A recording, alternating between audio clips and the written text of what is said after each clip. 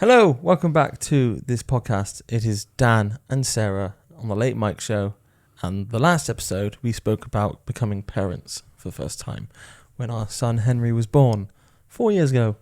Yeah. This episode we're going to be talking about Emmy, our second. She was born 2.5 years ago, and it's a girl. It's a girl, and her story is a lot different to Henry's. Yeah, a lot different. Yeah, Henry was 42 weeks gestation. And Emmy was 26, so she was 14 weeks early. Yeah, so it's going to be a lot of talk about premature. Yeah, and some gross stuff, sorry. Yeah, that's pregnancy, though. A difficult pregnancy, a lot of trips to the doctors and hospital, and extremely premature birth, and what came after that. Yeah. So, enjoy this listen. Yeah. Do you remember finding out about being pregnant? Kind of. I still have the pregnancy tests from Henry and from Emmy. Do you? Yeah. I didn't know that. Yeah. That's gross. Yeah. Mold. I stored my pee. No, they're not moldy. They're just not readable anymore. I don't know why I'm keeping them. I remember. Sorry, Emmy, if you ever listen to this in the future. It was a complete surprise. Emmy was a full surprise. We were both like, how? Yeah. She's Jesus. I'm the Virgin Mary.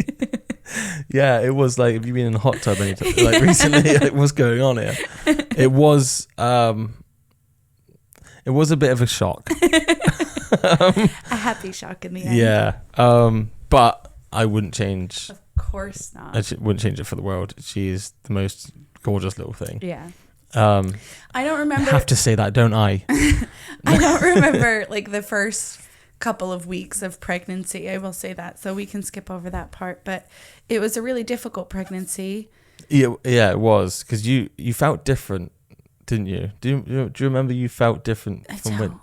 No. I remember you saying to me that because that's how we kind of. I know it's all like old wives' tales or whatever, but if the pregnancy feels different, it's probably the different sex. A different gender, yeah. Did you know? Did you know she was going to be a girl? It was 50-50. Yeah, but I just had a feeling. Yeah. I had it with Henry and I had it with Emmy. Because we did a gender reveal for both of them. Our dog's barking. That cut there probably didn't make any sense, but our dog was going wild, so we just closed the curtains in the other room, so he's not going to bark anymore. But yeah, we did a gender reveal for Henry and Emmy, and it wasn't a surprise to me. Yeah. I feel like.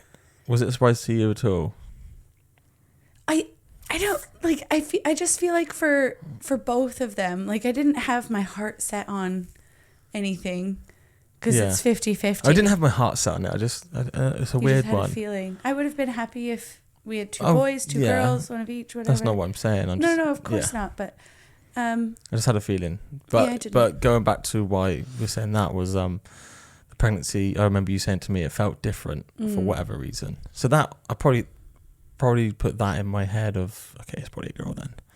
Yeah, but I think the pregnancy felt different because it was different. Not because Emmy was a girl, but because probably right around the gender, finding out the gender, I started heavily bleeding. Yeah. And there were lots of times that we had to rush down to the hospital in the middle of the night, have somebody come here and stay with Henry. Yeah, because I feel like for some reason I've got 14 weeks in my head. I'm pretty sure it was around then is when you started bleeding. Yeah.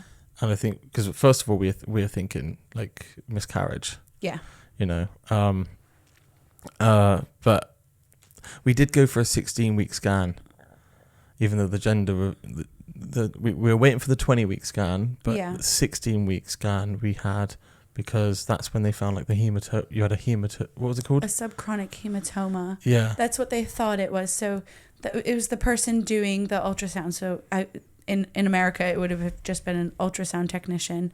And then I think a midwife or a supervisor or somebody came in to look at it. So it was never an officially subchronic hematoma. And then the next time we went in for a scan, it was gone.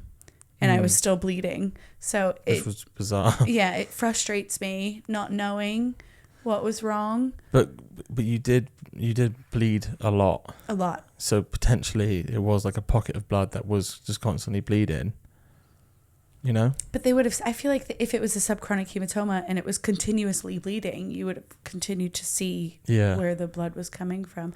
We still don't know what was wrong in the pregnancy, but it filled us with worry daily. Yeah, daily worry. I was at work, like an hour away. I was working in Bath, I remember it so clearly, and I had to like leave site to rush back because you had to go to the hospital. Yeah. And then it would be like an overnight thing. Or by the time they would keep me until I stopped bleeding, but they would never tell me why I was bleeding.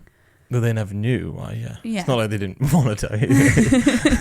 We're not telling. No, it didn't feel like they were doing anything to really figure out why. I remember them saying like, if you start bleeding again, just come straight back. And you're like, it's every day. It's every day. It's been every day for weeks. Yeah. I've been in and out for weeks. And sitting, like, it just felt like I was going to the hospital to sit in a hospital bed. And, like, they insert cannulas and everything. And I understand why, because if it's like a placenta abruption, is that right? When the placenta comes away from your uterus? That's what a worry was at one point. Yeah. Then you could hemorrhage and you could die. Yeah. So, like, I understood why they were doing, like, putting all the tubes and stuff in me. But it was like, can we do something to find out why I'm bleeding? Yeah. Can we try to figure this out? But it never happened. Anyway, I was at the point that I was sleeping in, like, a period pad. Like maxi pad. A maxi pad, yeah. And it was filling up with blood. And then we'd go to the hospital. They'd keep me for 12 hours until the bleeding slowed down and stopped. Yeah. And then we'd go home and then it would start back up again. So yeah. And then right before we had an appointment at 20 weeks. 21. What, the consultant? Yeah. That was at 21 weeks. It was after the 20-week scan. Yeah. We had to do the 20-week scan to then... So then they would have your updated scan to see the consultant. So... Yeah. I don't really remember the 20-week scan. I can't remember either because it was so many. Yeah, we already knew that it was a girl because we went for a private scan for that. Yeah. But 20-week scan happened, and then a week later we went to see a consultant, which is a doctor. Yeah. For the now, UK. bear in mind, you've probably been in and out of hospital at least 6 times. I was just gonna say like 6 times. Since 16 weeks. Mm-hmm. Since we knew, I swear we found out at 16 weeks with the private scan. Yeah. And it's a consistent bleeding, and it was come back if it's happening again, so it would happen again. And then it was right, we'll set you up with the consultant at 21 weeks. Yeah. So we went in there thinking we're going to get answers now. Somebody's going to tell me why I'm bleeding, what we can do, what's the plan going forward. Or if we can't do anything, which, a lot of the time you can't do anything. It's just nature, isn't it? Yeah. But all you want to know is just, am I okay? Like, you're like, because everything we were being told as well was, baby's fine. Baby's absolutely fine. But so then you're then thinking, well, is it me? Am I bleeding somewhere else? Is there something I need to be concerned about for myself? 2 days before we had this big consultant appointment, we were back at the hospital because I started passing extremely large clots of blood, like the size of my palm. I remember this visit. And I was wearing adult diapers to bed because of blood. Mm-hmm. It was absolutely crazy. So we went to the hospital 2 days before the consultant appointment because I was bleeding. Now... in the last episode, talking about Henry, he was born in St. Michael's Hospital. Emmy was also born in St. Michael's Hospital in Bristol, but this hospital that we're talking about now was a different one. Because we had moved house, so our area was sent to a different hospital. Yeah, our postcode, we went to somewhere else. Yeah. But I want to mention that because on that last visit that you just spoke about when you were bleeding, 2 days before the consultant, the doctor in there was amazing, and she said switch to Southmead Hospital in Bristol or St. Michael's, because if this turns into a premature situation, premature birth, you will be sent up to Bristol. Yeah. And we were in our heads already saying we want to switch anyway because my family are in Bristol area. Yeah. For watching Henry, we know that area. We don't know the area where this hospital was. And we live directly in the middle of two hospitals, which are both like 40 distance. minutes away. Yeah. And we know Bristol better than the other one, so we wanted to go there anyway, but we thought we'd give the other one a chance because that's where a hospital would automatically take us. Our midwife was registered to there because of our postcode and all that. Yeah. But they were great, apart from the consultant that we ended up seeing 2 days after I was passing clots. Yeah, we were really we were excited. Yeah, I was so excited. Finally, we're speaking to a doctor consultant. He's going to be my doctor. Like when I have an issue and I go in bleeding, my records are going to go to this person, and he's going to have all my records, and it's not just going to be like an A&E doctor. Yeah, waiting for hours to get seen. Yeah. So I was so excited to be able to finally have some kind of answer, and we went in there, and he was a fucking dick. I didn't expect you to. I knew where you were going, but I just wasn't expecting that. But it's so true. Like, do you remember we sat down and he's like, "Oh, this is a student. Do you mind if she's in here or whatever?" Yeah, and absolutely. we're like, "Yeah, please learn." And then we told him what was going on in the last 2 months and the amount of bleeding that I'm having, and he said, bleeding is completely normal. Bleeding is completely normal in pregnancy, and you guys are going to be parents again. You have to grow up. Yeah, you have to grow up and just grind through. The baby has shown that she's perfectly healthy. So just grow up because you're going to be parents again. And when he said that, I feel like I went into like shock. Yeah, you went silent. I did not respond. In my head, I was like, fuck this guy. I'm never coming here again. I'm switching today. We're like the most polite fucking people as well. So I'm sat there raging now. Yeah. I just want to say, what the fuck did you just say? Yeah. But I was also just taken back, like...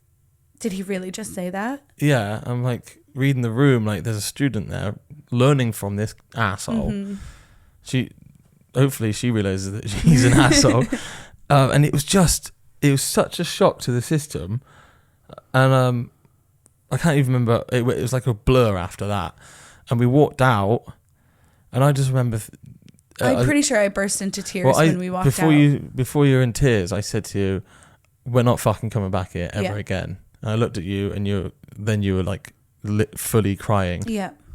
I gave you a hug. Like, we're not coming back here again. And that day, even though everybody else at that, I'm not going to mention the hospital because we've been there for other things with the kids, and it is amazing. But I don't want to say... You don't want to tarnish the whole hospital because there's one shitty consultant. Yeah, and he might work in other hospitals and stuff, so there's no point. I don't even remember his name. Exactly. I would say it, but exactly. I don't know. Yeah, it was such a shock to the system, and... I called my midwife that day because even though I was under consultant care, I still had a midwife at my regular doctor's office that I would see like every other week, I think. And I called her and wanted to switch to St. Michael's Hospital that day. Yeah. And I think she was on holiday, so she was going on leave. Yeah. I think she was already gone. It may be. Because that's why the paperwork didn't get over there or something. I don't know. I don't remember the logistics of it, but I did call the midwife that day and was switching to Bristol. And then I'm sure a couple more times between 21 weeks and 23 weeks, we were in and out of the hospital again. Yeah. With bleeding and passing clots now. But every time you went into St. Michael's that time because you were on that ward. You went in there. Remember? No. Was that with... It might have been with Henry. I might be getting this mixed up. You're like on the gynecology ward. Remember this? No. You went in there for like a night. Don't remember. It must have been with Henry. Don't remember. Because I wasn't in there. So it probably was with Henry because that was COVID time. Yeah, maybe. Yeah, so ignore what I just said because that's confusing everything. And then I was taking a bath. I'm just going to talk in gestation because that's the only way to keep track of where we are. at about 23 weeks pregnant, I was taking a bath, and I got out of the bath, and I just felt like smaller. Like I lost weight, and I was like, oh, that's weird. Like I don't feel as heavy. Yeah. And like, and no disrespect as well. At 23 weeks, like you didn't have a bump. No. Like you, not when I say no disrespect, like, yeah, you didn't look that pregnant, if you know what I mean. Yeah. So for me looking at you, I wasn't like, yeah, Yeah. you look completely different. Like you weren't like out but here. I'm also somebody who like my weight fluctuates a lot. I feel like, and like it, like depending on how much salt I eat, I swell and things like that. So like I just felt smaller, and I said to you that something just didn't feel right. I wasn't worried about it, but like I just wanted to, like something in my head was telling me you need to go get checked out. Yeah. So like it wasn't a hospital appointment because that would have taken a long time to get. It wouldn't have been the next day. So I was just unless it was like, oh, the baby's coming. Yeah, unless it was an emergency, and I didn't really know. Like, what do I call and say? Like, I feel different. Yeah, something feels different. You didn't want to take up a space. Yeah, so we decided to go and buy a private scan again. Yeah, and we booked it in the same place that we booked Henry's. This place I will mention because they were great. Yeah, like Window to the Womb in Bristol, and there's other places around the UK, I believe, but in Bristol, Window to the Womb. Yeah, they were just fantastic. They're so lovely in there. So we booked that for the following morning, bright and early, and we went there. And I so clearly remember this appointment. The woman who was doing the scan was so nice. Mm-hmm. And she didn't want to scare us because something was wrong, obviously. Yeah. So do you remember she left the room? Yeah. And then got somebody else, and they both scanned, and then well, the scan was literally like 5 seconds. 5 seconds long. Yeah. Well, she did it twice because it was the first scan. Then she went and got someone. She immediately could tell something was wrong. Yeah. My waters had broke the night before, and I didn't know.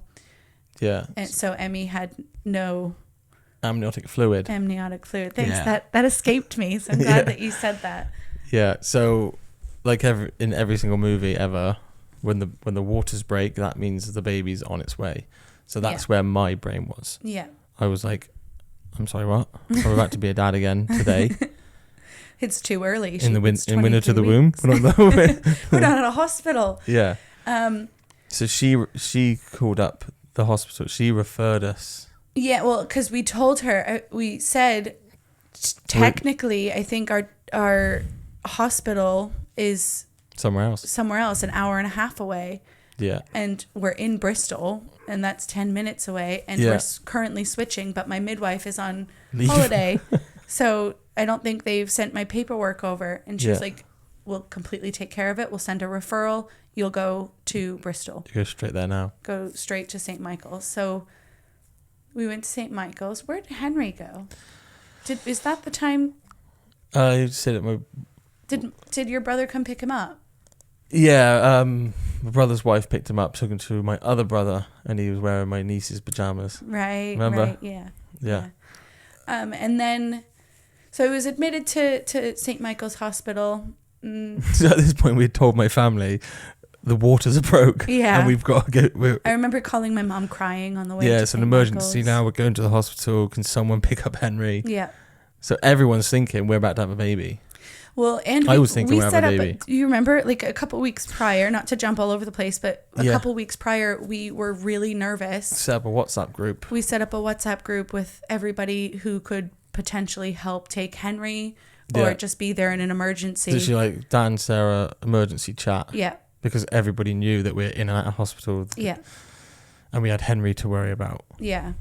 And then once I was admitted to St. Michael's Hospital, that started the worst 3 weeks of my life. I would say that this 3 weeks... Not because of St. Michael's. No. St. Michael's is great. But the worst 3 weeks of my life. And that's really saying something because of like what happened after that 3 weeks, like Emmy being in the NICU and everything, which was a roller coaster. But this 3 weeks was... This was awful. It was I hated awful. It so much. So Dan, you're officially signed off work. You're a stay-at-home dad. Well, let's talk about when you went in, from the Window to the Womb went in, we spoke to the midwife in there. Oh, see, I don't remember this. So go for it. The senior nurse or the senior, she said she'd been working there for like 40 years. Mm-hmm. Super, super nice. And she basically was like, you're going to be in here with us now until the baby arrives. That could be today. That could be in December and her due date. That could be in week 34, because we won't let you go past that. Yeah. For the safety of the baby. So I'm thinking I could be in here for 10 weeks. Yeah. So we are now having conversations with consultants about decisions for what we want for Emmy. Mm-hmm. Well, the baby at this point. She didn't have a name. And this was like, this is crazy, wasn't it? It was just, is this really happening? Is this really happening to us? I was really lucky that I had a private room because of the decisions that we were making. Like, I'll say it because Emmy's perfectly fine now, obviously. But they were asking if we wanted to have an abortion. Yeah. They were asking. Well, they're basically saying you are on the cutoff now, 24 weeks. Yeah. So you need to decide now if you'd like to terminate the pregnancy. Yeah. You need to decide now. And we were both like. We want to give her a chance. Yeah. It was just there was something I want to say something, but it's not in this timeline, so it's a bit later on. Okay. So I don't want to jump in yet. I feel like I was an absolute emotional wreck because for the last 16 months, I've been home every single day with Henry. He didn't go to a childminder or nursery or anything like that. Like I had him every day. I was a full-time Henry and mom situation. And it just felt like it was ripped away from me in a second. And Henry and you didn't get to experience the full pregnancy with Emmy. Yeah. You're like halfway through. Yeah. And like it just... So your hormones were just... I was all over the place. And just not being able to see Henry because you guys could only visit again for like 2 hours a day. I don't think it was that. I think it was because we had Henry. We didn't want me to just always be with you and not have, and then Henry's just with my family all the time. Yeah. So we were balancing up Henry's. But you couldn't come on the ward still. It's because it's a women's only, I think. No, people are allowed on the ward now. I can't remember why. It was weirdly still COVID measures. It was a little bit, wasn't it? Yeah, just on the ward. Yeah, because in the NICU, jumping ahead, but all the nurses had masks constantly still for COVID. Yeah, and we had to put masks on to walk through the NICU. It was still COVID, but COVID was like, it felt like it was over ages ago, but the hospitals were still practicing. Yeah, they had, So sorry. But they told us the risks of Emmy, didn't they? Because the water's gone, which means that there's a risk of infection. Well, not that, but what the amniotic fluid does is the baby lungs will breathe this in or will ingest whatever, and that helps develop the lungs. So without that, she has an extreme risk of underdeveloped lungs. Yeah. Yeah. And and this and how small she is, and if she's born now, and Yeah, but I remember staying up late on the phone with you because you were home with Henry and Henry would be sleeping. But talking about like statistic, they gave me like a couple pamphlets each week of the statistics of what happens when a baby is born at 23 weeks, 24 weeks, 25 weeks, 26 weeks. And I remember looking at it and like I think at 26 weeks, the statistic of having a baby who would be developmentally normal, they would need like a hospital stay, but previous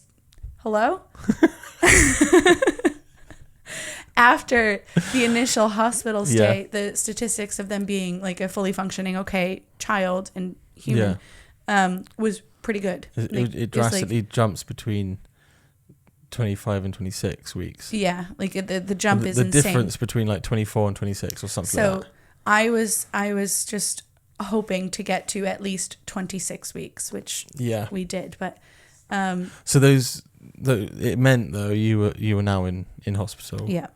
And I want to talk about why it was just hell, because you said it was the worst 3 weeks. Yeah. So I was off work now and I'm watching Henry, and that's great, obviously. Yeah. But it's also not my norm, if you know what I mean. So yeah. I'm like trying to do the routine that you've set in place for him. And I'm also every day driving up to Bristol to see you. Yeah. And we'd go to the park. No, we'd come to see you, wouldn't we? No, we'd go to the park. Yeah, you're able to come out for like an hour. Yeah. Not that far away from the hospital. If something happened, Yeah. we're right around the corner. But it was like, yeah, doing bedtime, speaking to you on the phone, just constant worry. Yeah. And then wake up in the morning, do breakfast and getting ready, and then hop in the car, come to Bristol, and then come back, dinner, bed. Yeah. And it just felt like it wasn't just having like lovely time with Henry. It was just consistent worry all the time and trying to act normal for Henry. And we weren't in a good place. We were in such a bad place. We were in a horrible place. But not because of me and you, though, because of everything. I think that the stress got to us. My hormones were all over the place. I was pregnant, but also like I felt like I was being ripped away from Henry. I this is going to sound horrible, but I'm going to say it because it's the truth. I'm not somebody who's connected to a pregnancy. Mm-hmm. So I didn't feel super connected to Emmy because like I could feel like maybe something like the beginning of kicks and stuff, which feels like a flutter in your stomach. So you're not even sure if it's the baby. Yeah. It's really hard to get that connection that early. And with everything that my dad he had a stroke, and then like it was the constant battle in my head when that happened with my dad of like, what's better, quantity of life, like living a long life, or your quality of life? And I always drifted towards the quality of life. Do you want to speak a little bit more about your dad there? Because obviously I met your dad. Yeah. But I didn't meet your dad. No, you didn't meet my dad. So it wasn't like 7 years that he had in the home? I can't even remember how long it was, to be honest. Yeah. So yeah, no idea. When we first got together and we were talking about parents and everything, and then you told me about your dad, you were like, I lost my dad 7 years ago. Yeah. But he's still here. Yeah. So we were really worried about like permanent severe brain damage, because that happens in premature babies because of brain bleeds and things like that. We were also concerned. We also took Henry into consideration because if Emmy needed 24-hour care and attention, then what is his childhood going to look like now? Yeah. But it wasn't something we took lightly, and it wasn't something that we said, oh yeah, we'll do that, we'll do this. But we were on the same page. Yeah. A lot. It was hour-long conversations. But it was all based on the statistics of the week. And talking to consultants about her chances. But it wasn't, oh, if she's born today, then that's it, don't worry. Yeah. It was the nature of how she was being born. It was that, and it was also, we asked the question because we didn't want to have an abortion. We wanted to give her a chance. Give her every chance Every chance that we could possibly give her. But then we questioned if she had a grade 4 brain bleed and like she would need round-the-clock care for the rest of her life, what are our decisions from that point? And they said that we could switch to palliative care even after she was born. Yeah. And that gave us not a hope, but like we were like, we're definitely pushing through the pregnancy. Yeah. We're going to give her every possible chance that we can, and if her quality of life is extremely poor, then we'll consider talking about palliative care. Yeah. So the thing that always stuck with me is when they described to us, if she was born not breathing and had a brain bleed and wasn't breathing for even 2 minutes, the size of her brain compared to an adult brain, being starved of oxygen, if they brought her back straight from birth with the severe brain damage, she could possibly live 2 years, 4 years, but those would not be nice years. Yeah. And it was those sort of things when they were telling us that you can't even imagine that happening to your kid. But it was just like, we were never like, okay, let's not even bother then. Yeah. It was, let's see how she is every day. Yeah. Let's just see what. I feel like that's the kind of people that we are. We need, like, we want to know worst case scenario, best case scenario, and everything in between, and then see what happens. This whole world was so new to me, like with your dad. Yeah. I haven't experienced that. You know, when somebody has like brain damage and stuff. So I did. I had my own opinion, but I was also trusting your opinion as well. Yeah. You know, it was so new to me. I didn't have a clue. Yeah. I think everybody, like, people who don't choose the same things that we would have chosen, it's so personal, and it's like what you believe in, and that's all that matters, in my opinion, again. But personal choices, things like that. But yeah, it's a choice that isn't a choice. It's not like, oh, I'd love to do that. Yeah, no. It's horrible. It's a horrendous option you're given. So I think with all of that going on, the hormonal stress of being pregnant for me, the stress for you with, like, now everything's changing, you're worried. We were just not okay in a relationship. How can you be though? Yeah. How could we be when one day we are talking about, if Emmy doesn't make it, what's our decisions? What do we want this? Mm-hmm. What do we? And then how can we just go, you okay, love? Yeah. I love you so much. Yeah. Oh my God. Missed you. You're in a constant mind fuck. Yeah. Plus your hormones are all over the place. I don't know what I'm doing in my life with my day. I will say though, do you remember my consultant there? So we got assigned a new consultant. We never saw that asshole again. Which one are you talking about here?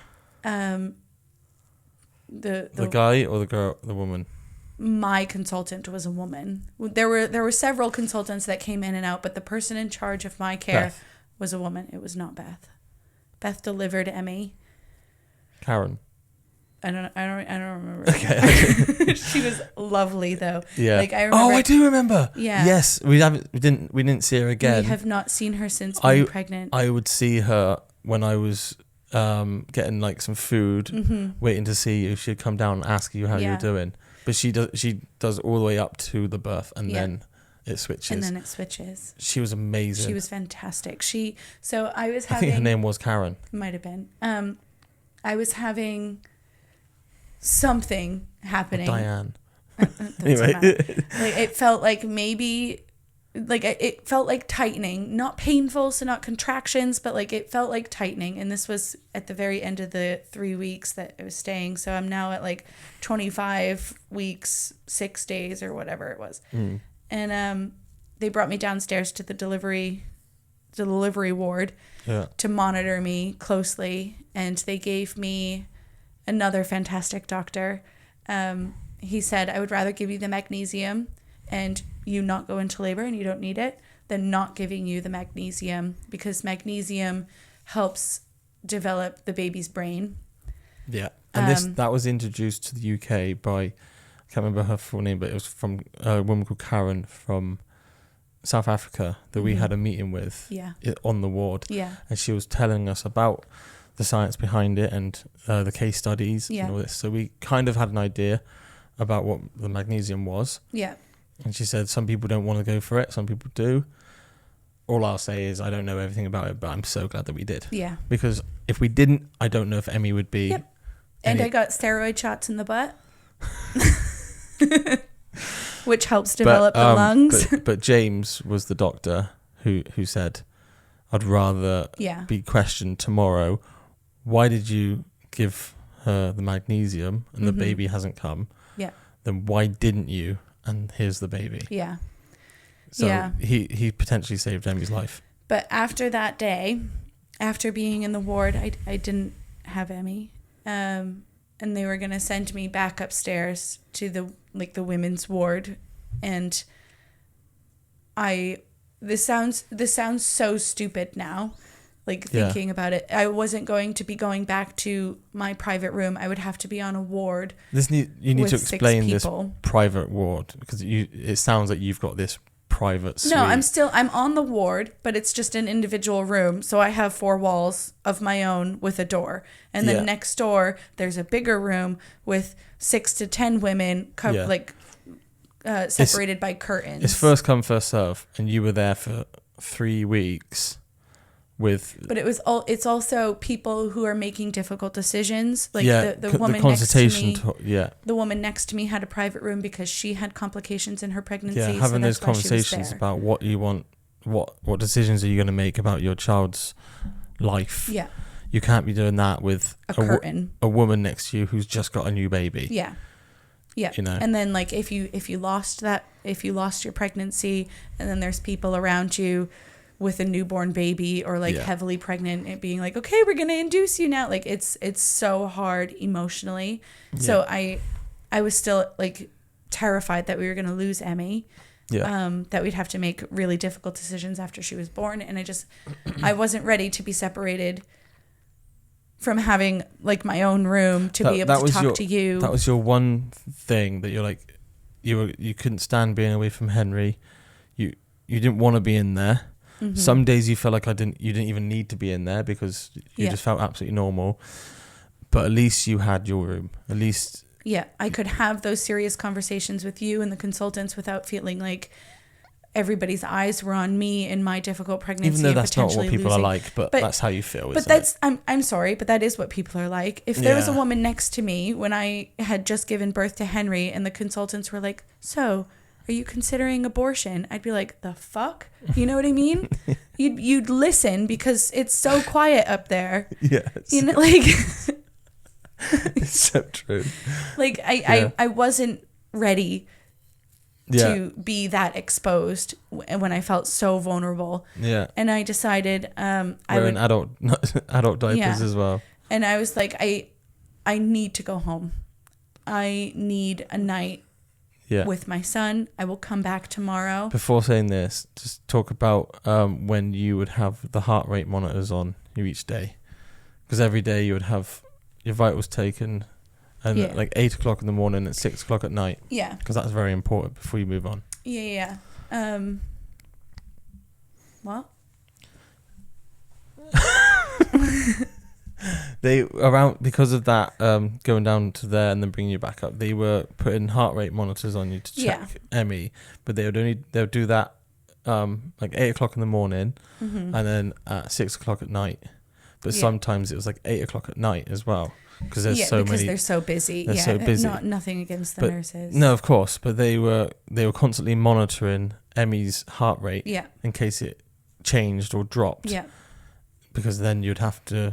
So I told them it was pretty late when I got released. When I signed out AMA, and it was quite late. I'm pretty sure I came home against medical advice, just in case. Laid on the sofa, went to sleep. You just wanted one night at home in your own bed, but you're on the sofa. And I was like, I promised them that I would come back the next morning bright and early, and I did. Well, 12. No, it was earlier. No, you know what we did? We drove, we got onto the motorway, and we forgot the fucking book. We forgot the pregnancy book. It wasn't 12, but it was later than we anticipated. That is wild because of what happens next. Mm-hmm. We were driving, and we got 20 minutes away and realized, shit, we don't have the maternity book that you need. The orange book. Yeah. So we have to go back and get it. Yeah. So then that's 20 minutes back, and then 20 minutes back to where it's just 40 minutes were added on there. I think we got there around 10, if I had to guess. I would say 10 because you dropped me off, and then I was crying, getting like readmitted through labor and delivery. I was sitting in the waiting room crying. I was getting Henry lunch. And you left because, like, I said bye to you because you weren't allowed in. I wasn't allowed in because Henry wasn't allowed in. I'm sorry. We had Henry with us. Yeah. Because this was you can't just go back in up to the ward. You've got to go back through triage, which is fair enough. We knew that was the case. Yeah. But it was like about 11 because I went and took Henry for lunch. And it doesn't really matter. So we parked the car as you went and walked in because it's just get in line basically. Me and Henry came in to the doors. You came out to us in the waiting area of the delivery suite, isn't it? Yeah. To get triaged. And the head midwife was, I'm really sorry, but you can't come in with your boy. Yeah. He can't come in. Now I'm crying. So you're crying. So you say, we didn't even say goodbye to each other. I said bye to Henry and then... and then we like waved through the little window. The window, yeah. We didn't even have a hug or anything. Yeah. So I'm walking out and I'm like, you said just go and take him for lunch. And then come back and visit me on the ward. Triaged, yeah. But I'm walking out and so I don't know if it's like your memory changes because of what actually happened, but my memory of it, like I vividly remember that point in the hospital, and there's been so many. Yeah. But walking out, something didn't feel right at all. Yeah. Something didn't feel right. So you drive off. But the idea was I was going to take Henry to the park. Yeah. Because I parked. It's so crazy how this happened. So I took Henry to, I can't remember what, Colston Park, I can't remember what it's called. Doesn't matter. Yeah. 5 minutes away. And I'm just on my phone and something is telling me to just not even turn the engine off. I'm just parked there. Henry's like happy in the back. I'm like looking at the park right there, and there's nothing in me that wants to get out the car. And I'm there for like 10 minutes. Yeah. I'm like, and then we're texting at this point, and we said, right, I'm just gonna go and take him for lunch. I was like, I don't want to push him on the swing. I don't want this. Yeah. So I drove down to Cabot Circus, which was stupid because of the traffic and everything. The Cabot Circus car park, multi-story car park. And again, I parked, turned the engine off, and Henry fell asleep, didn't he? Well, I think so. He was asleep, and I'm like, right, I'm just gonna scroll on my phone. Yeah. Even though I need to get out of this car. And I'll stop you there. Because then what happened with me, right after you left, you and Henry drove away. The reason we were texting is because I was sitting there in the waiting room, waiting to be triaged, and the fucking fire alarms go off. Oh, yeah. And we all need to evacuate the building. That's why I went down to Cabot Circus. You said the fire alarms have gone off. It's going to take ages for me to get triaged. Yeah. So I went, okay, I'll just go take him for lunch or something. So now I'm standing outside for like 10 minutes, heartbroken, because I'm still thinking in my head, like, I'm only 26 weeks. They said I won't go past 34. I still have 9 weeks away from Henry, at least. Yeah. Sorry, at the most. And then we're finally let back in, and I'm finally called into the triage room. And she's like asking questions. She's nice enough. She could tell that I was upset. She was asking me why I was upset. And like I was telling her everything with the pregnancy and all that. And then I missed Henry. And then she took out a Doppler to check Emmy. She was, again, another one who was just so calm. And she said, I'll be right back. She didn't say anything about what was wrong. She said, I'm scrolling on my phone in Cabot Circus. Yeah. Something's telling me to just not get out and not walk into the shopping centre. A consultant comes in and does the Doppler again. And they look at each other, and it's like a look of, yep, she's going in now. And then the midwife tells me, your baby's heart is, it's in, is it bradycardy? Having a Brady or Brady. Well, we called it a Brady on the dropping. NICU. Yeah, her heart rate dropped. Drastically. We need to deliver her now. And I'm like, I need to call my husband. And so she's like, do it now, while like getting all the wires off the bed and like bringing a gurney in. I'm calling you. I have no idea what's going on, so I don't even remember what I said to you. I was crying now. And then I look at the nurse and I hand her the phone to talk to you. Yeah, so that's how the conversation went. So I'm watching like The Office outtakes on YouTube, and then Sarah starts calling me, and the last we'd spoke was about 20 minutes ago, saying I'm going to take her for lunch. So I'm thinking, she's been triaged. well, what you getting Henry for lunch or something like that. So I'm like, hello, and I like start to get out of the car because I've just been lazy. Like, open the car. Yeah, I'm here. And you're like, they're taking me to theatre. It's happening now. I was like, what are you talking about? And then you said you're scared and you're crying. Yeah. I was like, I'm on my way now. And then another voice appeared, which was the midwife, and she's like, hello, is this Dad? I'm like, hi. What? I was like, is she okay? Sarah's absolutely fine, but the baby's heart rate has dropped, so we are taking her in for an emergency C-section now. Are you outside? And I said, I'm in Cabot Circus car park. She went, get up here now. So I said, okay. It's only funny, not like none of this is funny. The only image that popped into my head, you guys probably, like, if you're listening to this, maybe you know Cabot Circus, but if you don't, the way to get out is just like Tokyo Drift. Yeah. It's around this probably like 8 spins. Yeah, I took Henry up to the top floor for the view. I didn't. We were on like floor 2, so it wasn't as bad. But because I was lazy and just sat there on my phone, you didn't have to run back to the car. Because if you had gotten out. Yeah. But if you park in there for like half an hour, you've got to pay for half an hour. So me and Henry were in the car for half an hour as I was on my phone. He was having a nap. So I drive up to the barriers, hoping they're just going to open or pay at the barrier, and you can't. So now I've got a car beeping behind me. I swear I'm not making this up for the podcast because it's a stupid thing to make up. Yeah. The topic. So I have to reverse into a bay and shut the door, lock Henry in the car because you're in Bristol, and I'm just bolting to the pay machine, quickly pay £3 for no reason. Did you call anybody? Yeah, got back in the car, and I called the family chat, your family group chat. Yeah. Everybody in America, and your Uncle Todd answered first. Yeah. So this was about 12-ish now.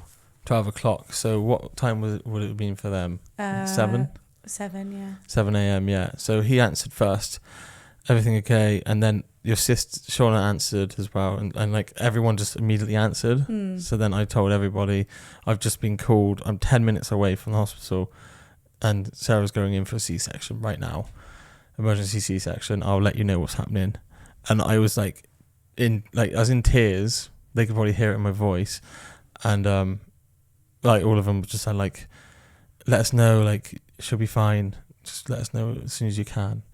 Updated. And then I think I text my family. I can't remember speaking. Somebody came and got Henry, so you had to have spoken. I think I rang Mike. Yeah. I think I rang my brother Mike, and I told him instead of ringing my whole, because your family group was smaller than my family group. You spoke to your mom because she started panicking you. I don't know when. I think that was after.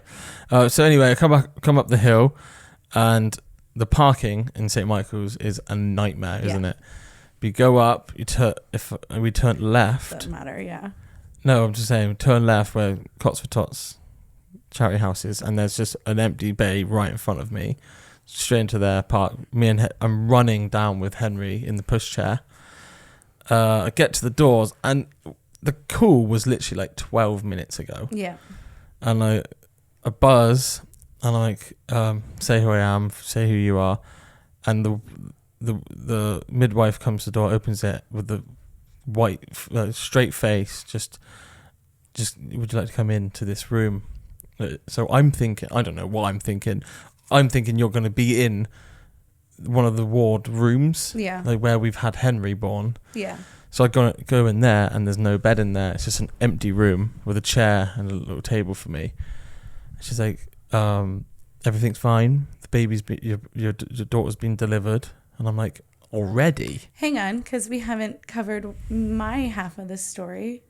Okay. It's very short, but I remember the nurse hanging up with you, getting into the theater, them having me slide onto the operating table, and like from the bed to the operating table, you went from dressed to nothing well, on. yeah, I was wearing, because it was summer. I was wearing a dress. Well, you're wearing that all the time anyway. Yeah, because for pregnancy, maternity. and I just didn't want to buy maternity clothes. So like as I lift my butt to get onto the OR table, they're like ripping off my underwear, my socks, my dress is now off, and I'm like exposed. They throw a jouney on me. Sorry, that's a condom here, isn't it? What the fuck's going on in there? a hospital gown. Yeah, I've never heard you call it a johnny before. Yeah. Doctor whipped a johnny on. He did and what? The nurse next to me, she was like, "Okay, we're gonna put the catheter in. Do you want to hold my hand?" And I remember squeezing her hand. It's the same nurse / midwife. I genuinely don't know what she was. Her name was Val. Oh, who did the scan and got alerted the doctors. She was phenomenal. Yeah. And so they did that, and then I remember the mask going on and her saying, where's your happy place? Where would you like to be right now if it wasn't here? And I said home, and then I was under, and yeah. But you were thinking this whole time, you hope that Emmy's okay. Yeah. Well, yeah, of course. Yeah, but I was panicking because of Emmy. Yeah. Yeah. So, yeah, I wasn't there. But you weren't allowed to be there. If I was there, the only thing that gives me a bit of, is clarity the word? Or like not, because it's one of those things I always regret that I wasn't there. But if I was there, if I didn't have Henry, they wouldn't have allowed me to go in. No. To the operating room. So, I don't know if people know this, because I didn't know this. If you are put under for a C-section because it's an emergency, yeah, your partner is not allowed in. Because it's too graphic. It's too graphic. And Emmy was premature. Emmy was delivered within 15 minutes. Yeah. Like under 15 minutes. Yeah. That's so quick. And I don't necessarily believe in coincidence and things like that, but if I didn't sign out of the hospital AMA, that's why I said about the 8 o'clock stands. If I didn't sign out of the hospital AMA and we didn't return when we did, we didn't forget the orange book.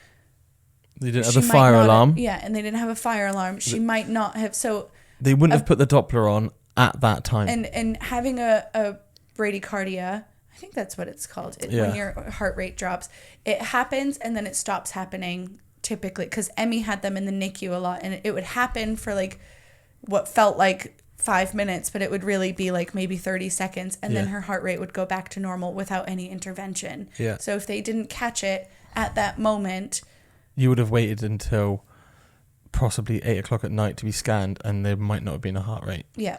If you didn't go home. Yeah, because they were. We're not advising to leave hospitals. No, it was unbelievably lucky. Yeah. Yeah, it was really lucky. And then it's so weird after you have a baby. So I have no more story because I'm under anesthesia. Yeah, this is like genuinely the worst moment of my life. Yeah. Because I was a mess. Go back to where I was with my story then. So me and Henry are now in an open room. He's allowed in the ward now, isn't he? You know what I mean? Yeah, well, it was an emergency. I know. But my brother was on his way. And I... funny thing is, I had a lunchbox for Henry the whole time. So I was feeding Henry sandwiches and a yogurt in that room, just crying my eyes out. Yeah. And the midwife, they were always so lovely to me. But they said... if you'd like to come out of your room, we're going to be bringing your daughter out to take her up to the NICU. So I didn't know what to expect there at all. Mm-hmm. So I pushed Henry out in his pushchair, and this big like hospital bed, but with like, how did you describe it? You know, like the. It's a special hospital bed that has an incubator. Incubator, like kind of built into it. It's like a big plastic box. Yeah. With tubes and everything that can go in. Yeah, but what they push her on is like You know those airlift things that people strap people to an airlift? It looks like one of those boards. It's a trolley, isn't it? It's longer than it's the size of a person. Yeah. But then, she's just in the center with all of these pipes and tubes and wires that are going to her inside a clear plastic bag. Yeah. Literally what it was. And I can see through the plastic.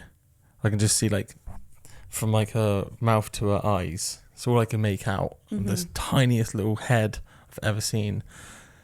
And it was terrifying, but it was also like the most bizarre thing ever, because I think that I have some similarities with Henry in looks, but he's definitely like your dad's side of the he looks like your side of the family a lot. And I was looking in at this tiny little face, thinking, she looks just like me. Like, she's got my nose, and it wasn't a hot tub then. Yeah, but it was almost like that feeling that I spoke about with Henry, that immediate bond. Yeah. I had it there, like immediately, even though I didn't know what her condition was. Like I didn't know what was going to happen from now on, but I had a daughter now, and it was just like so bizarre. And then they said, we have to get up to the NICU. When your son is picked up, you can come up to the NICU as well and see her. So I'm like waiting for my brother, and now all I'm thinking about is, where's Sarah? Mm-hmm. Because the baby's come out. Why isn't Sarah out? I'm not even. This is when your mom stressed you out.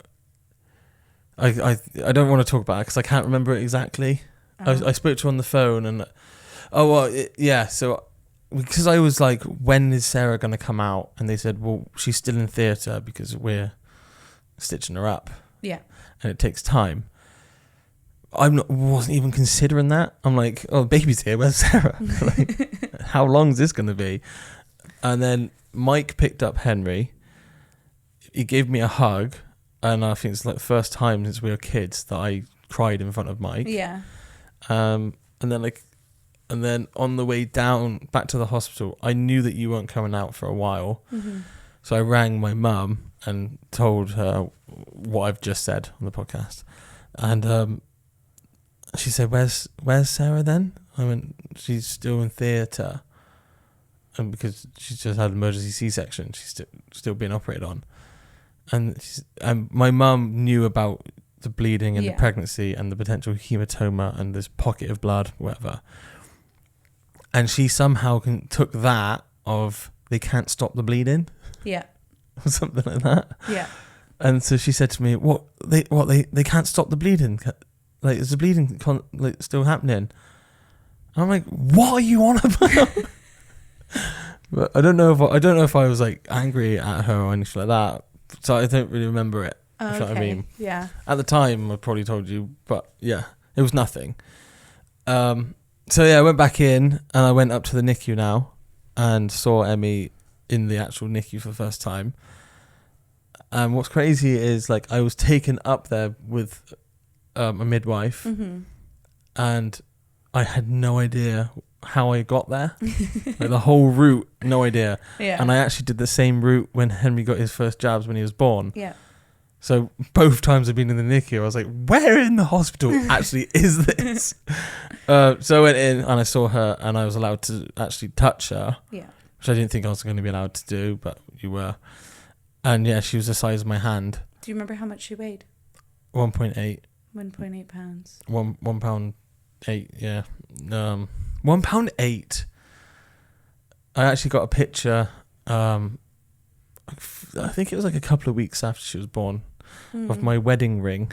I put my wedding ring, I wanted to see if she could hold it. Yeah. And her whole fist went straight through the centre of it. All the way up to her shoulder. It went all the way up to her shoulder. Yeah. Imagine if I left it on. Yeah. No. But when you try and imagine how small she was. Yeah. Yeah. That's like a size Z. Then. But. So I came back. I came back down to the from the NICU. I came back down to see if you were awake now. Yeah. And you still weren't. And it was like the worst 3 hours. It was 3 hours of you being recovering and stuff. And then you finally came back in. No, when I came down from the NICU, you had literally just come back in, and I walked in. Yeah. So my memory now, Emmy's delivered, all that happened. Yeah. I remember waking up not in the theater. So next to the OR, they have another room that I think they bring you to wake up. Yeah, you go from the but I remember being to in recovery. There. Yeah. To your own room. Yeah, so I remember being in there. So I was told that you're in recovery, so I went, can I go see her then? No. Leave her alone. But I remember waking up in there, and like there's nurses and stuff around me, and they're like, how are you feeling, and things like that. And I was freezing. I was so cold. And like thinking about it now, it's probably because I did lose a good amount of blood why I was so cold. But I just remember being so cold. Yeah. Yeah, sore throat. That's the next day. And then they wheeled me into the room that you had been waiting in, but you weren't in there. And like everything just felt like even thinking about it now, everything still feels a little bit hazy about it. But I remember being in the best mood. Really? Like, I remember you said telling me this. After you have a baby, your brain releases oxytocin, doesn't it? Yeah. So even when it's a C-section and it's early as fuck, your brain still releases oxytocin. So I was just happy. So I just had 3 hours of hell. And I come in and you're in the bed and your eyes are closed. But I'm just so relieved to see you. Yeah. And I'm not being told horrendous news. I'm not going to see you again. Yeah. And there's a midwife there. And I go, is she okay? Is she all right? She's like, yeah, she's awake. If you want to speak to her. And I went, Sarah? And I went, hi. And I'm like, are you okay? And I come over to you and I think I'm crying and you're laughing. Yeah. You're not. No, I wasn't laughing. You're but like, I was excited to see pictures of Emmy. Yeah, you were like, is she? Yeah, I think the first thing you said was, is she okay? And I said, yeah, I've just been up to see her. And I couldn't wait to take you up to see her. They wouldn't let me. They wouldn't let you until you were safe to leave. Yeah. Leave there, obviously, which was 8 hours. Was it? I don't remember the time frame. It was either 8 hours from that point or 5 hours. So let's just round it up to, she was born at 12 o'clock and you met her at 8 o'clock. I think that's what it was. And so for that 3 o'clock is when I saw you. Mm-hmm. I'd just spent an hour or so with Emmy. Those 3 hours doesn't make sense. It doesn't matter. Anyway,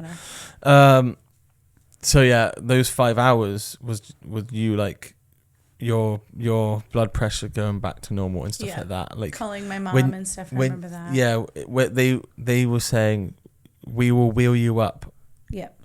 When you don't need to be in this room with this equipment. Yeah. So it wasn't when you can walk again or anything like that.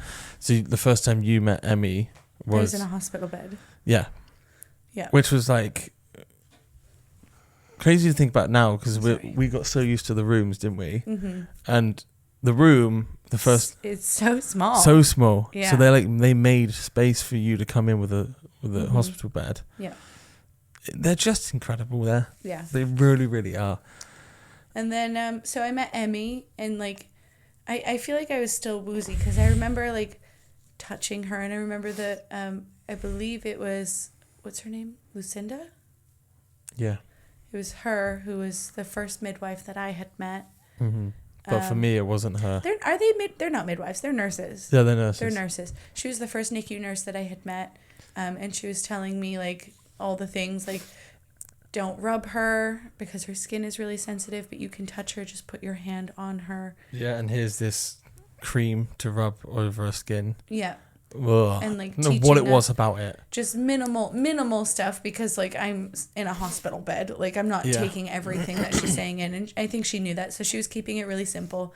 And then I think after like, was it like 2? It was late when I went back up to the ward.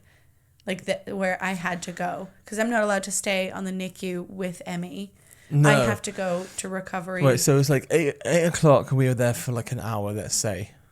No way. We weren't there for an hour. We were there for ages. Oh, when you first met Emmy? Yeah. Okay. We were there for ages, because when I went up to, when I got put back on the ward, it was like 1 o'clock in the morning. It was late because I was now moved to a group ward. So when you went back to the delivery suite ward room, whatever, you were ready to go to the normal ward, but they didn't have any beds. Oh, is that That's what why it was like 2 a.m. Right. when you got moved up to there. Okay. And then it was, for me, it was really sorry, but you're gonna have to leave. Yeah. Just like when. So you walked me up to the ward. I remember you saying goodbye to me there. I was now not stressed about being in a ward with other women, because I wasn't making difficult decisions by myself and like things like that. And I had a burst of oxytocin, so like that was fine. Yeah. And I remember you had to leave. I don't know. Did you get Henry? He was staying at my brother's. I picked him up the next day. Yeah. The next morning to bring him up to see you. But no, I didn't. I can't remember the first couple of days. Matter. But I remember the next day. But what the reason I went back, was to get you, well, you had a bag and stuff, didn't you? Because you thought you were going back in anyway. The reason I was going back was to get Henry to then come visit you. We didn't take him straight to the NICU though, did we? For a few days. Like day 5, he met her. But I kind of wish now that when I left you, I didn't realise it was 24 hours in the NICU. I could have just hung out with Emmy for a bit. Yeah. Maybe had a nap next to her. But it was still a little every... Yeah. And then the next morning, I was woken up at, I think it was like 6 a.m. And it was that was such a bizarre feeling for me. Sorry, just go. So I'm leaving the hospital. Henry's at my brother's. Yeah. You're on floor 3, and my daughter's on floor 2. And I'm driving across the suspension bridge again in tears, just like I was a year before when Henry was born. And I'm like, what is parenthood? What's going on? It's just like my 3 most closest people, you and the 2 kids, are just in 3 different places. And I'm going home on my own. It's like, what's happening? Crazy, isn't it? Yeah. Anyway, I was woken up at 6 a.m. by a nurse going, okay, it's time to remove the catheter now. And I was like, no.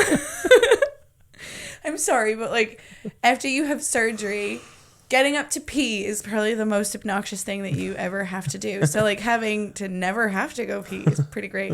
So they took out the catheter and she was like, don't walk for a little while and blah, blah, blah. And I just remember like after she woke me up, I was now awake. And I was like, no, I need to go see Emmy. And she's like, well, the nurses are doing their rounds now. We can get somebody to help you walk down there. And I was like, nah.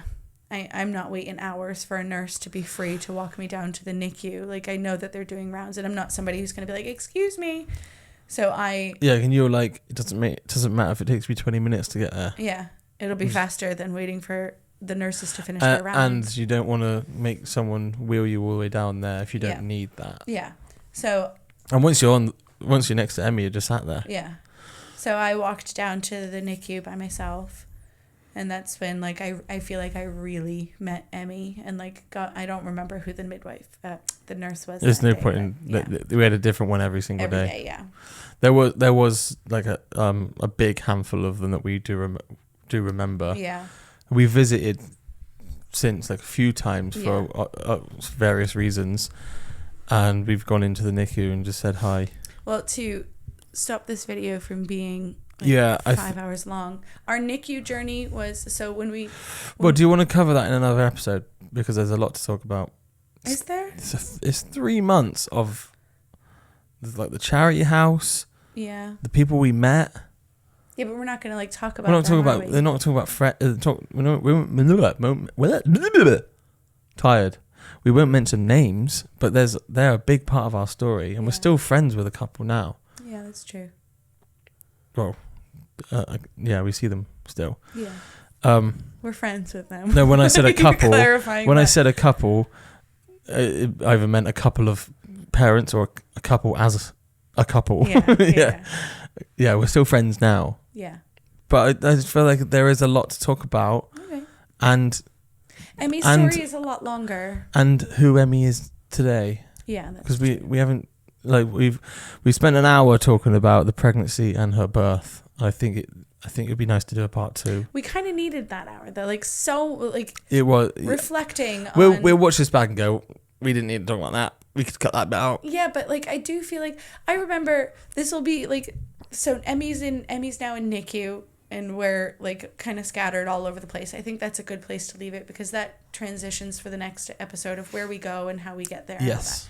But I will say that, like, reflecting on how Emmy got here, like it was so much that we went through. And I remember when they first told me that it was a subchronic hematoma, I was like, I needed to find somebody who had been through it and who had. Like, what happens? Oh, yeah. You know what I mean? Yeah, like, we were Googling it and nothing would come. So, we've actually recorded this episode probably like a year or 2 ago. Yeah. We went to do a podcast a long time ago and we never aired it. We never actually watched it back. Mm-hmm. But we weren't really happy. We felt like we didn't cover enough. We just squashed it all into like half an hour. Yeah. But we wanted to do this to have it down for Emmy to watch it one day, maybe. Yeah. But also, if there is anybody out there that is going through like a premature pregnancy or struggling through pregnancy, and they're searching the internet, has anyone got a story? Yeah. If this can help you, because I felt amazing. like I couldn't find anybody, like nothing on Mumsnet, is that what it's called? I can't remember all the things, like what to expect. Like there's forums and stuff for parents on there, and I just couldn't find anything that related to what I was going through because it wasn't a confirmed subchronic hematoma. I didn't know what it was. They couldn't figure out what it was, and like now I'm in a hospital. Yeah. And I don't know what's happening, and I feel like, especially because spoiler alert, our story is has a very positive ending. Yeah. Weird spoiler. It has no one's watching it going, that's what happened. No, but like Emmy is a happy, healthy 2.5-year-old. Super lucky. So lucky. And I feel like hearing somebody's story that was even somewhat similar to mine and knowing that everything was okay when the odds were stacked against us, I think that's like that would have helped me. Yeah, it was very rare to find that, and it's a serious thing that, you know, and there's a lot of stories that don't end well, and we met a lot of parents that we still consider friends that had awful endings, and you end up caring for that child even though you've never met them. So we appreciate how lucky we are with Emmy and how lucky Emmy is for how she is. But we're not here to say like we know the answers or anything, but we have a story that involves a premature birth. So, you know, if you're going through it, then you want someone to talk to, let us know, and like private message if you want to. You don't have to, but you know. Yeah. Hopefully this is helpful, or you've just listened. Yeah, and in the next one we'll talk about the actual NICU stay, what it was like, how we came home. Yeah, well, I think what would be a good idea is so the charity Tots for Tots, the Grand Appeal, Wallace and Gromit, they provided us like a little care package in the NICU, and there's all sorts of things in there, but one of them was a diary that everything. Yeah, maybe we could bring that out. Yeah, everything was like day 1, and you write stuff down, or day 2, all the way up to, I think there's like 100 pages in there. Yeah. And we were there for 89 days, and I made sure that even when there was nothing really happening, I still wrote in there saying, nothing really to say today, but I love you. Yeah. You know, so maybe we can read a few pages of that, and that will actually spark some memories of our own. Yeah, definitely. Yeah. Because what happened day 15? We can look back and go, oh, we found... There were a lot of worries in those days. And yeah. Yeah, the time that we thought that she had an extreme brain clot. I was told that she had a brain clot, which wasn't the case. We'll get into it. And it was horrendous. But happy spoiler, she's fine. Yeah. Thanks for listening, everyone. This has been a long one, and the next episode is going to be long as well. Hit subscribe and like, because I never asked that, but... It's a weird video to say that on. I know, but if you don't ask, you don't get. Bye. See you in the next one.